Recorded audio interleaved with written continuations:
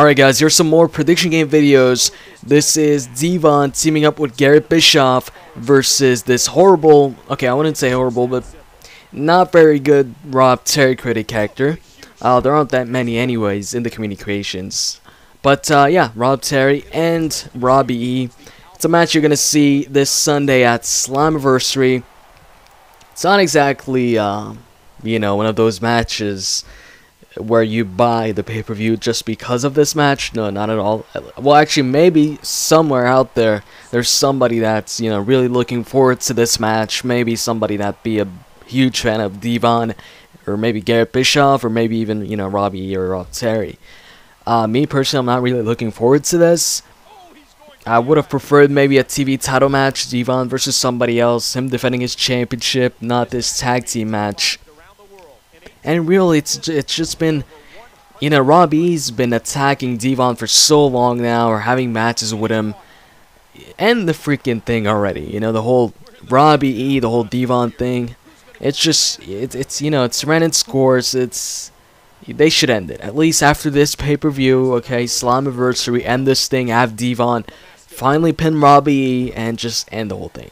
Because if Robbie E wins here, or Rob Terry wins, then I'm thinking this thing is going to be over, and Rob Terry or Robbie E is going to demand another rematch for the TV Championship. While on the other hand, if Devon wins, or if Garrett wins, then I think it's pretty much the end for, you know, this feud. As far as Garett Bischoff goes, I am not a fan.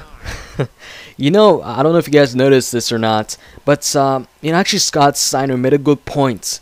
He made a good point on Twitter a while back, where he said that Garett Bischoff, they always send Garett Bischoff out with, you know, these other faces, or they have these other faces, good guys, support Garett Bischoff, say, Garett Bischoff, I like you, just like on Impact, where Devon was like, you know, I like you, kid, I really like you, blah, blah, blah. Or, you know, have faces support Garett Bischoff, say, this guy's good, this guy has potential, like they've done in the past, or just, you know, at Lockdown, when all these top faces joined Garett Bischoff's team, and it was actually called Team Garett Bischoff, where he was the leader. So, you know, it seems like they're doing this so just in case, you know, just in case the fans boo Garett Bischoff, they're bringing Garett Bischoff out with all these faces. So if the fans boo Garett Bischoff, it's kind of like they're booing this other face too, since he's coming out with them. So when he does come out with these other faces, they cheer for Garett Bischoff.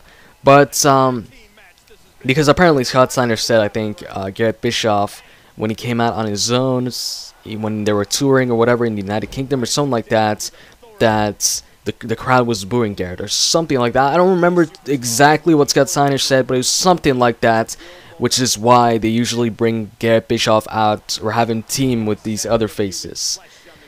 So yeah, not a big fan of Garett Bischoff. He just doesn't have any, you know, he doesn't have a gimmick. He just, I don't know, he's just boring to me. As far as Rob Terry goes, I don't know. I think Rob Terry's gonna turn on Robbie E. I don't know if it's gonna happen at Slammiversary. Maybe. I'm thinking it could, because this is a tag team match, so there is an opportunity there, you know, in the tag team match to have one of the guys turn on the other for whatever reason. Maybe they could lose the match because of something Robbie E does, and then Rob Terry has enough of it and turns on Robbie E. Or, yeah, something like that. You know, I would see Rob Terry being the face out of this, and Robbie E remaining, you know, the heel. It's usually that way anyways. It's always, most of the time, it's the manager, you know, turning face, and the wrestler turning heel. You know, because the manager doesn't do a good job or something like that. Actually, one case that was different was when Kurt Angle was still a heel, then he got drafted to SmackDown once Batista, you know, had to relinquish his World Heavyweight Championship. This is WWE, by the way, but, you know, I'm just referencing to, anyways, yeah, it's, you know, one case where it was different, where the manager turned heel. Well, he was already heel, but he stayed heel, and the wrestler turned face, was when Kurt Angle, like I said, got drafted to SmackDown, and he still had Daivari as a manager, and once he turned face, Daivari basically turned on him and aligned himself with Mark Henry instead, I think. I'm not too sure, or Kali, I don't know. But yeah, and as far as Devon goes, Devon has like one of the most generic theme songs out there. I mean, I like it. I actually like this generic theme song. It's okay, but when he comes out, it's just it like screams. You know, I'm this, you know, mid-carder for life. I'm never gonna move up to the main event scene. I don't know. The theme song is just whatever, man. But I don't know if that's all I gotta say when it comes to Devon. Actually, you know, he's actually been a pretty good champion.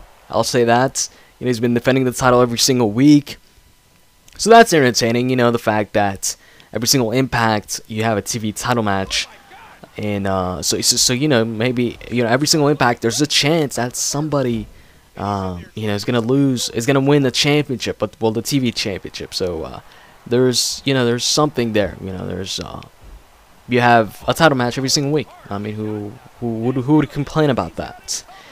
Maybe you'd complain about Devon being the champion, but I think he's an okay champion. I'm actually surprised. I've said this in the past that Devon won a singles championship before Bully Ray, who's been doing a tremendous job as a heel, like I said in the past.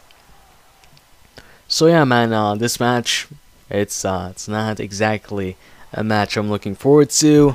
I'm hoping it doesn't last too long. Hopefully it's like, I don't know, a 5-minute match, but seeing as how this is a tag team match, you know, tag team matches usually last longer than, you know, 5 minutes. Your typical short singles match is not the same amount of time your typical short tag team match is going to get. A typical short tag team match gets around 10 minutes, I'd say.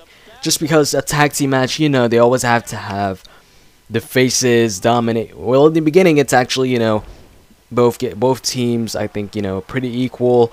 Then it starts, you know, the heel team starts getting the advantage. They start to single out one of the guys, and then this one guy starts, you know, he starts gaining momentum back, and then the other guy that's on the apron, you know, he begs for the other guy to tag him in. The guy tags him in, blah blah. They have to do this whole thing in every single tag team match. It's rare to see a tag team match where it's just a squash match, where, you know, there's no heels dominating the faces for a while, and then the faces gain back the momentum, gain the advantage, tags in the other guy, and all that stuff.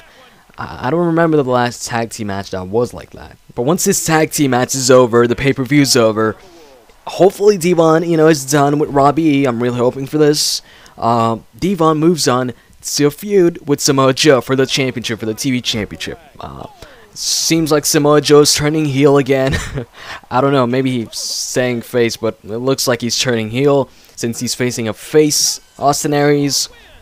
And I'm going to talk about that. I'm going to talk about the whole Austin Aries Samoa Joe thing. I've got a bunch of things to say about that match. You'll see in the video itself.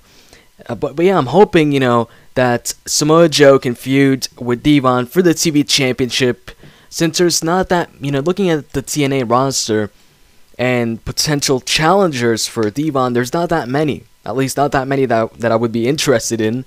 I would be interested in Devon versus Samoa Joe, a feud between the two. And really, maybe Bully Ray and Devon, but they've done that in the past. You know, they've had a match just recently on Impact for the TV championship, which Devon won. Actually, if the Pope returns, I would like the Pope versus Devon, with the Pope taking the TV championship off of Devon. I'm a big fan of the Pope, so I'm all for D'Angelo De Niro taking the title off Devon, or even better yet, you know, him returning to win the TNA World Heavyweight Championship. You know, I wish he would have won that title when he was facing AJ at Lockdown a couple of years back. Anyways, that's it for this video. My picks are Devon and Garrett. Hope you guys enjoyed this video, and I'm out. See ya.